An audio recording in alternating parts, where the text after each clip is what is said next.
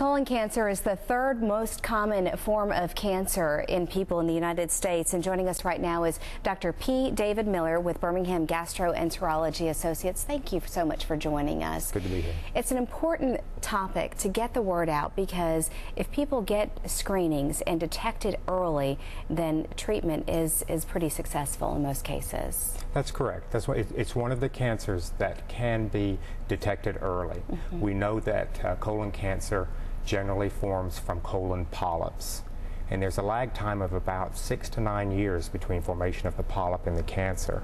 So if we screen people for the polyps, we can take them out and effectively reduce their risk of colon cancer to about 0. What are some of the warning signs for people to say, hey, something's not right here? I would imagine just in general pain. Well, actually, for the polyps, there are no symptoms. Really? Once the cancer gets established, the most common thing would be either a change in bowel habits, usually constipation.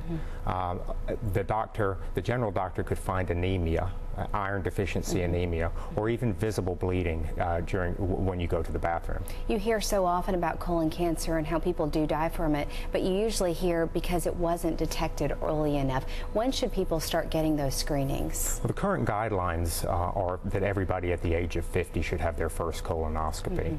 Now, there are exceptions to that rule. Patients that have family members with colon cancer, especially people that got colon cancer at an earlier age, should actually get screened earlier, maybe at the age of 40. Okay. There's some thought that a patient that has had other types of cancer, especially something like breast cancer, ovarian, or uterine cancer, should probably get screened earlier also. And then there are family genetic syndromes where patients should get screened very early, even in their teens and 20s. Wow. After that first screening for the average person who is 50 years old, after that, when should they be screened? It depends on what the findings were. If it was a completely negative colonoscopy and no polyps were found, then they've got 10 years. If large polyps are found, about 3 years. And then in between that, if a few small polyps are found, we can wait 5 years. You don't just treat these conditions as well, but you see a wide range of symptoms, people coming in with just complaining about their digestive tract or just feeling uncomfortable. What are some of the other cases that you see and work with?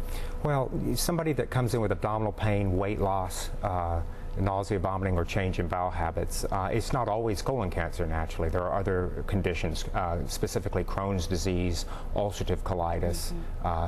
Those are common conditions of the lower GI tract that we see, that we can diagnose with colonoscopy. Do you notice that these things are changing over the years with our diet?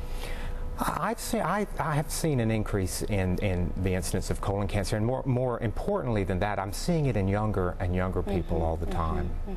Well, and how can people get in touch with you? Well, Birmingham Gastroenterology Associates, we're in the phone book, and we're located in Homewood in the Regions Bank building. Okay, and we'll also have a link on our website, which is daytimealabama.com. Thank you so much. We certainly do appreciate you joining us. It's good to be here. Thank you.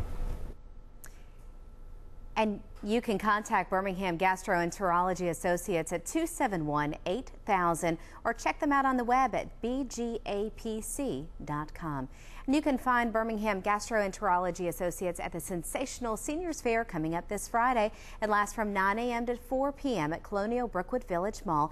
The Health, Help, and Information Fair is just for seniors and caregivers of seniors. There will be all types of health vendors and more at the fair. We hope to see you there.